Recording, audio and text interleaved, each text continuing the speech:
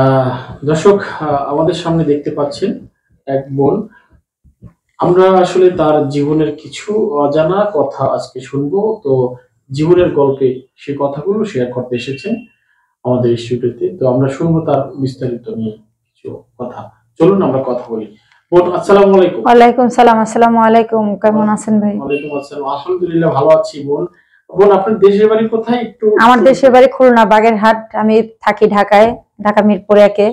খুলনা বাগেরহাট। খুলনার মেয়েরা তো অনেক সাহসী এবং অনেক সুন্দর হয়।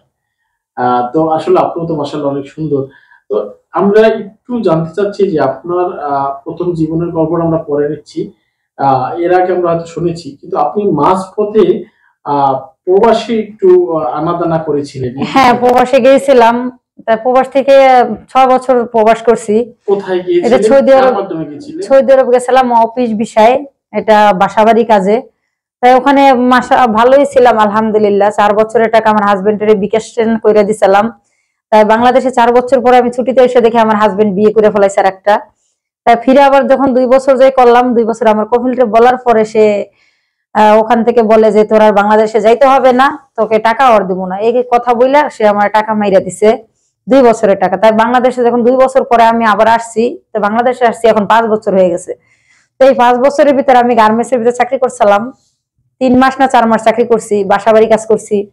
করার পরে এখন বর্তমানে আমি একটু বাইক অ্যাক্সিডেন্ট হয়েছিলাম। হওয়ার পরে আজকে 6 মাস ধরে আজকে চাকরি নেই, কোনো কাজ নেই। তারপর আমার মায়ের ব্লাড ক্যান্সার। তাই এখন আমি একটা মেয়ে আছে আমার, তো মেয়েটাই নিয়ে চলাফেরার জন্য বা খুব কঠিন হয়ে গেছে, মানে চলতে পারতেছি না, ঘর ভাড়া বাইজে গেছে বা নিজের কষ্ট হইতেছে, মাকে চিকিৎসা করাইতে পারতেছি না। এই জন্যই আপনাদের এখানে আসা বা বলা, বা যেহেতু নিজের একটা স্বামী নাই, তো জানি নিজের একটা নারীর স্বামী না থাকলে পৃথিবীর কে থাকে, বা যেহেতু বাবা নাই, বাবার বাড়ির স্থানও নাই বা পরের বাড়ির স্থানও নাই। এখন বর্তমানে আমি হয়তো ভাড়া বাড়ি থাকি, যদি কাজ কাম না থাকে তা কিভাবে চলাফেরা করি, খুব কষ্টের ব্যাপার নিয়েই হয়তো আপনাদের কাছে আসছি বা দর্শকের কাছে সবার কাছেই আসছি। বেশিরভাগই আসছে আমার মায়ের জন্য, যে মায়ের ব্লাড ক্যান্সার চিকিৎসা চালাইতে পারি না বলতোই। পৃথিবীতে তো সবারই মা থাকে, আছে, বা কেউ মরে গেছে। তা আমার মারা এখনো দুনিয়া বাইসা আছে, খুব কষ্টের ব্যাপারে বাইসা আছে। একটু আমরা জানতে চাচ্ছি, প্রবাস থেকে এসেছেন কি নিজের ইচ্ছা নাকি তাদের ইচ্ছা? না না না, আমি তাদের ইচ্ছাই আসছি। যে তারা 2 বছরের টাকা মাইরে দিছে, আমার বলছে যে ব্যাংকে টাকা দিছিল। তাই ব্যাংকে টাকা না দিয়ে সে আমাকে ভুয়া একটা কাগজ ধরাই দিছে। একটা কাগজই 2 বছরের মানে করে দিছে, প্রত্যেকটা মাসই ওই কাগজটাই আমারে দিছে।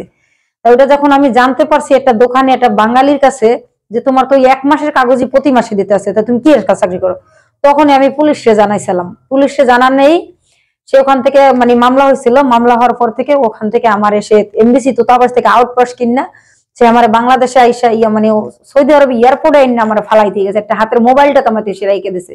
আমি আনা বোরকায় আমি ওই দেশ থেকে আসছি, বোরকাটা তো আমি রেখে দিছে। তো বাংলাদেশে আসছি আমার 5 বছর হয়ে গেছে। আচ্ছা, এই যে বাংলাদেশে এসেছেন, আবার কি কখনো যাওয়ার পরিকল্পনা ছিল কি? এখন যে যাবো, আমার তো মানে পাসপোর্টও নাই বা নেওয়ার লোক নাই, তারপরে যদি ভাগ্যের রিজিকে যদি থাকে তাহলে তো ইনশাল্লাহ যেতে হবে। তাহলে যদি এমন কোন দয়ানি ব্যক্তি থাকে যে আমাকে নিতে পারবে বা নিয়ে নিবে, বা আপন ভাই বা কেউ কাছেটাই না মায়া করে নিবে, তাহলে ইনশাল্লাহ আমি যাব।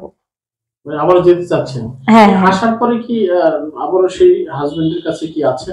না না, ওর হাজবেন্ডের সাথে তো ডিভোর্স হয়ে গেছে। এখন বর্তমানে আমার কোনো হাজবেন্ড নাই, বা আমি আমার একটা মেয়ে আছে। এখন আমি ভাবছিলাম যে আমার মেয়েটাকে নিয়ে আমি সারা জীবন কাটায় যাবো।